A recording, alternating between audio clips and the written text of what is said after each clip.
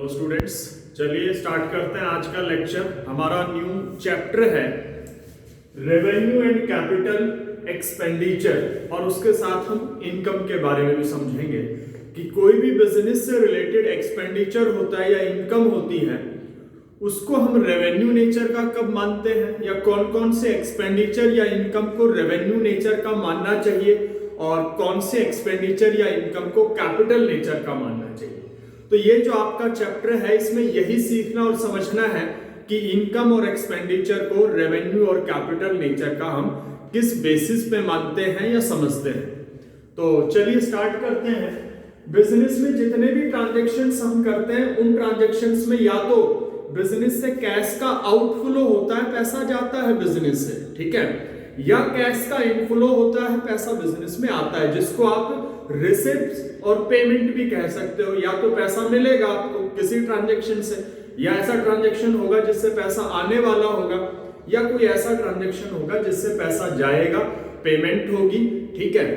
तो एक्सपेंडिचर और इनकम की हम कैटेगरी जब हम बना लेते हैं, तो कौन से एक्सपेंडिचर या इनकम को कैपिटल नेचर का माना जाए, कौन से को रेवेन्यू नेचर का माना जाए। पहले हम एक्सपेंडिचर से रिलेटेड बातें कर लेते हैं। कोई भी आपने एक्सपेंस किया, कोई भी पेमेंट आपने की, बिजनेस से कोई भी कैश का आउटफ्लो हुआ, तो उसको हम रेवेन्यू नेचर का मानेंगे या कैपिटल नेचर का, उसको समझने के लिए हम दो बातें समझेंगे। उन दोनों चीजों के बेसिस पे हम डिसाइड करेंगे या समझ पाएंगे कि भाई वो रेवेन्यू का आइटम है या कैपिटल का आइटम है, ठीक है। रेवेन्यू को हम लाभगत कहते हैं और कैपिटल को हम पूंजीगत कहते हैं। कैपिटल से रिलेटेड से समझ भी सकते हो, नाम से भी समझ सकते हो। अगर कोई भी एक्सपेंसेस ऐसा है जो डायरेक्ट आपके प्रॉफिट को बढ़ा रहा है, डायरेक्ट आपके प्रॉफिट को इंक्रीज करने में जिसका रोल है, वो रेवेन्यू का है, और जो आपकी कैपिटल को इंक्रीज करने में जो है अपनी भूमिका रखता है या कैपिटल को इंक्रीज कर रहा है कहीं ना कहीं, वो आपका कैपिटल नेचर का है। सीधी सी बात तो ये हुई। लेकिन हम कैसे डिसाइड करेंगे? बहुत से तो ऐसे आइटम होते हैं जिनको हम समझ नहीं पाते हैं डायरेक्टली प्रॉफिट से रिलेटेड है या कैपिटल से रिलेटेड है।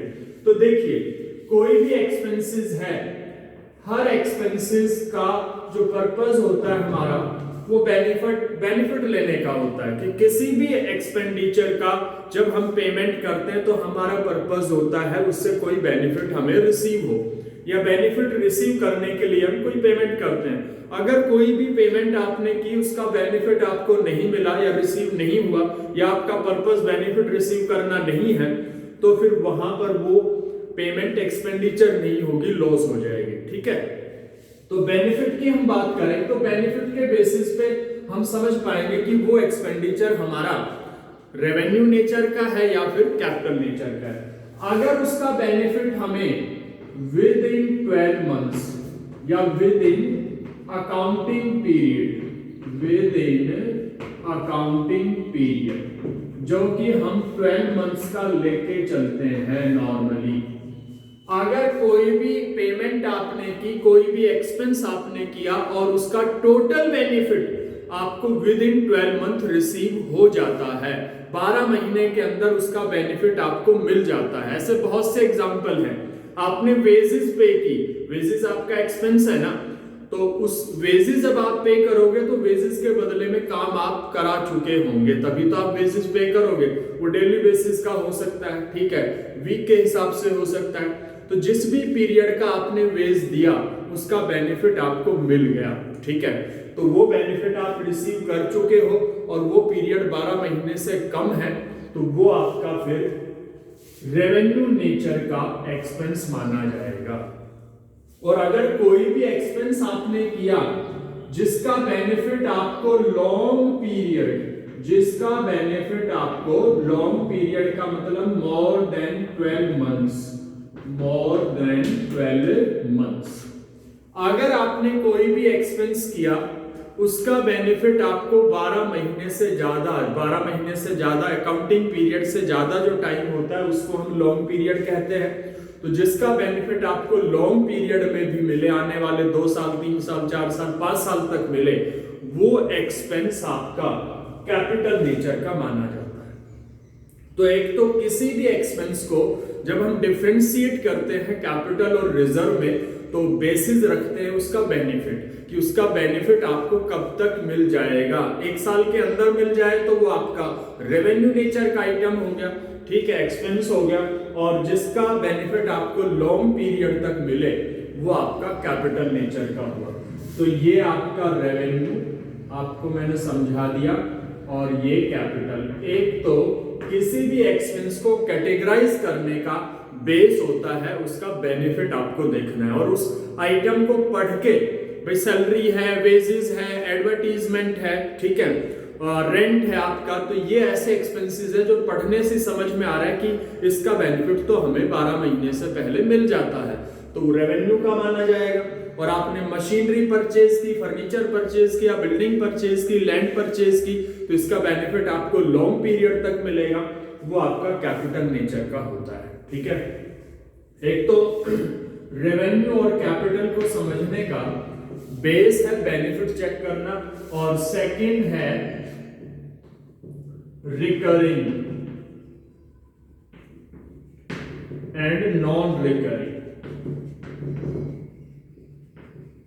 रिकरिंग का मतलब क्या होता है, बार बार जो चीज होती है ना, अगर कोई भी एक्सपेंस ऐसा है जो रिकरिंग है, बार बार होने वाला है, यानी कि ऐसा खर्चा जो आप बिजनेस के लिए बार बार करते हो, वो आपका रेवेन्यू नेचर का होगा। एंड नॉन रिकरिंग जो बार बार नहीं होने वाला है, वो आपका कैपिटल का होगा। तो एक तो बेनिफिट के बेसिस पे समझेंगे, एक उसका नेचर देखेंगे, रिकरिंग नेचर का है या फिर non recurring. Recurring and non recurring nature, उसका चेक करना है नेचर कैसा है। रिकरिंग नेचर का है, बार बार होता है, बार बार एक्सपेंस वही होगा जिसका बेनिफिट आपको जल्दी जल्दी मिल जाएगा।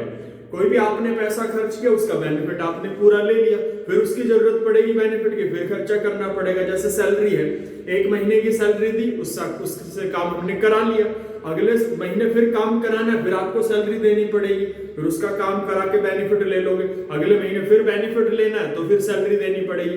तो यानी कि जिसका बेनिफिट आपको जल्दी मिलेगा वो खर्चा आपको बार बार करना पड़ेगा, वो रिकरिंग नेचर का हो जाएगा। और जो 1 साल के अंदर बेनिफिट आपको दे दे वो रेवेन्यू का होता है। तो बार बार होने वाला जो खर्चा हो, अगर कोई ऐसा नेचर का एक्सपेंस है जो बार बार होने वाला है, सैलरी है, वेज है, ठीक है, रेंट है, तो ये सारे आपके इसके होते हैं रेवेन्यू के। और जो एक्सपेंस नॉन रिकरिंग है, बार बार नहीं होने वाला है, रिपीटेटिव नेचर का नहीं है, ठीक है, तो वो आपका कौन सा होगा, कैपिटल नेचर का होगा। कौन सा होगा, कैपिटल नेचर का होगा, ठीक है। तो ये दोनों चीजों के बेसिस पे हम रेवेन्यू एंड कैपिटल का क्लासिफिकेशन कर लेते हैं। रेवेन्यू नेचर के जो एक्सपेंसेस होते हैं वो पीएनएल अकाउंट में, या हम पढ़ के आए हैं उनको ट्रेडिंग अकाउंट में लिखते हैं। ट्रेडिंग और पीएनएल में जितने भी एक्सपेंस आपने पढ़ने लिखने सीखे हैं वो सारे आपके रेवेन्यू नेचर के होते हैं, और जो कैपिटल नेचर के होते हैं उनको हम बैलेंस शीट में लिखते हैं। मशीन खरीदी, एसेट्स मान लेते हैं, बिल्डिंग है, फर्नीचर है, ठीक है, तो इनका अकाउंटिंग ट्रीटमेंट देखें तो रेवेन्यू नेचर के आइटम ट्रेडिंग और प्रॉफिट एंड लॉस में लिखे जाते हैं, उनकी अकाउंटिंग ट्रेडिंग पीएनएल में होती है, और जो कैपिटल नेचर के होते हैं उनको बैलेंस शीट में लिखते हैं। तो ये एक्सपेंडिचर को हमने समझा है। ऐसे ही हम इनकम की बात करते हैं। कोई भी बिजनेस में पैसा आता है, रिसिप्ट होती है, उसको भी हम 2 कैटेगरीज में डिवाइड करते हैं, revenue nature and capital nature. तो उसका बेसिस आपको ये मान के चलना है, जब इनकम का क्लासिफिकेशन करते हैं तो हम रिकरिंग और नॉन रिकरिंग बार बार देखते हैं। बार बार कोई इनकम हो रही है तो वो आपकी रेवेन्यू है, जो बार बार नहीं आ रहा है पैसा वो आपका एक तरह से कैपिटल। जैसे बिजनेस में आपने कहीं से लोन लिया, अब बार बार लोन थोड़ी ना लेते हैं, कभी कभी लिया जाता है, तो लोन आपका किस नेचर का, रिसिप्ट है, कैपिटल का है, उसको कहां लिखेंगे, बैलेंस शीट में। और एक्सपेंडिचर का डेबिट बैलेंस होता है और इनकम का या रिसिप्ट का क्रेडिट बैलेंस होता है। तो बैलेंस शीट जो हमने पढ़ी है, बैलेंस शीट को हमने लायबिलिटी और एसेट साइड करके पढ़ा है। जो एसेट साइड होती है वो सभी आइटम्स के डेबिट बैलेंस को दिखाने वाली होती है। एसेट्स में जितने भी आइटम लिखे जाते हैं वो सब डेबिट बैलेंस वाले होते हैं, और लायबिलिटीज में जो आइटम लिखे जाते हैं वो क्रेडिट बैलेंस वाले, ठीक है। तो ये बेसिक चीजें हैं। तो ये पूरा चैप्टर आपका रेवेन्यू और कैपिटल के बारे में है। तो आपको बस इतना समझना है, कोई भी रिसिप्ट यानी कि पैसा आ रहा है बिजनेस में, जैसे बिजनेस में कैपिटल इंट्रोड्यूस हुई तो पैसा आया ना, कैपिटल किस नेचर का रिसिप्ट है, कैपिटल नेचर का है। आपने लोन लिया किस नेचर का है, कैपिटल का। आपकी सेल्स हुई, सामान बेचा, सामान तो बार बार बेचोगे, बार बार पैसा आएगा सेल्स का, तो सेल्स आपकी क्या है, रेवेन्यू। किसलिए सेल्स को हम कहां लिखते थे, ट्रेडिंग में। तो रेवेन्यू वाले आइटम चाहे वो आपका एक्सपेंडिचर का है चाहे इनकम का है, वो ट्रेडिंग या फिर पीएनएल में लिखा जाएगा, और जो कैपिटल नेचर का है वो बैलेंस शीट में लिखा जाएगा, ठीक है। और सीधी सी बात है, पीएनएल और ट्रेडिंग में भी हमने डेबिट और क्रेडिट बैलेंस समझा था, डेबिट और क्रेडिट साइड समझी थी। क्रेडिट साइड में इनकम दिखाते हैं ट्रेडिंग पीएनएल में, और डेबिट साइड में एक्सपेंसेस, ठीक है। और बैलेंस शीट में हम बात करें, बैलेंस शीट में डेबिट क्रेडिट नहीं होता, एसेट्स और लायबिलिटी साइड होती है, लेकिन उसको डेबिट क्रेडिट में समझा जाए तो लायबिलिटी साइड में जितने भी आइटम आते हैं क्रेडिट बैलेंस वाले आते हैं, उसको क्रेडिट साइड बोल सकते हैं, और एसेट साइड को हम डेबिट साइड कह सकते हैं, ठीक है। तो इस तरह से आप उनका अकाउंटिंग भी समझ सकते हो। इस चैप्टर में ज्यादा अकाउंटिंग नहीं है, बस आपको कुछ ट्रांजैक्शन दे देगा और इतना पूछेगा ये कैपिटल नेचर का है या रेवेन्यू का है। वो एक्सपेंस का आइटम हो सकता है, या ट्रांजैक्शन हो सकता है, या कोई रिसिप्ट का हो सकता है। तो थ्योरेटिकल चैप्टर है, बेसिक कॉन्सेप्ट मैंने बता दिया कि किसी भी आइटम को या ट्रांजैक्शन को एक्सपेंडिचर का हो या इनकम से रिलेटेड हो, कब रेवेन्यू मानना है, कब कैपिटल मानना है। ये दो चीजें हैं। एक्सपेंडिचर को तो हम बेनिफिट के पॉइंट ऑफ व्यू से देखेंगे और उसके नेचर के हिसाब से देखेंगे, वो रिकरिंग नेचर का है या नॉन रिकरिंग का है। अगर उसका बेनिफिट हमें विद इन 1 ईयर, या फिर इसको पीरियड से भी जोड़ सकते हो, चाहे वो इनकम हो चाहे वो आपका एक्सपेंडिचर हो, जो 12 महीने के अंदर होता है वो आपका रेवेन्यू का है, और जिसका रिलेशन 12 मंथ से ज्यादा हो जाए, आपने बिजनेस में कैपिटल लगाई, वो कैपिटल जब तक बिजनेस रहेगा तब तक वो पैसा बिजनेस में रहेगा, तो इसका रिलेशन मोर देन 1 ईयर है, तो कैपिटल का अमाउंट किस नेचर का आइटम है, कैपिटल का है। आपने लोन लिया बैंक से, वो आपने लोन कब के, मान लो 3 इयर्स के लिए लिया, तो 1 साल से ज्यादा पीरियड के लिए आपके पास वो पैसा रहेगा, 1 साल से ज्यादा जिसका टाइम बनता हो उसको हम कैपिटल नेचर का मानते हैं, ठीक है। दूसरा, आपकी सेल्स हुई, आपको कमीशन रिसीव हुआ, आपने कोई बिल्डिंग रेंट पे दे रखी, उससे रेंट आप लेते हो, तो ये इनकम आपकी बार बार होने वाली होती है, और बार बार होने वाली इनकम कौन सी होती है, रेवेन्यू। तो बार बार वाला आइटम रेवेन्यू का है, जो बार बार नहीं होता है वो आपका कैपिटल का। एक तो बेसिक सा ये फंडा है, ठीक है। और दूसरा, एक्सपेंडिचर की बात करें तो बेनिफिट के बेसिस पे आप चेक कर सकते हो, कोई भी आपने एक्सपेंस किया, एक्सपेंस हम बेनिफिट के लिए करते हैं, जिसका बेनिफिट विद इन 1 ईयर हमें रिसीव होता है वो हमारा कौन सा है, रेवेन्यू का है, और जिसका बेनिफिट लॉन्ग पीरियड तक मिलता है वो हमारा कैपिटल का है, ठीक है। तो आप इस चैप्टर को अच्छे से कर लोगे, इसके क्वेश्चंस करके देखोगे। एक एग्जांपल ले लेते हैं एसेट्स के बारे में, जिसके ज्यादा क्वेश्चन है। फिक्स्ड एसेट, फिक्स्ड एसेट्स पे जो हम पैसा खर्च करते हैं उसको परचेज करने का, खरीदने का, ठीक है, और उसको लाने का कोई कैरिज वैरिज हम देते हैं, उसका इंस्टॉलेशन का खर्चा, ये 3 खर्चे हैं, परचेज, कैरिज, इंस्टॉलेशन। और अगर वो सेकंड हैंड है तो उसका रिपेयर। ये 4 एक्सपेंस किसी भी एसेट से रिलेटेड हमने किए तो वो एसेट्स की वैल्यू में ही ऐड होते हैं, वो सारा पैसा कैपिटल नेचर का माना जाता है, ठीक है।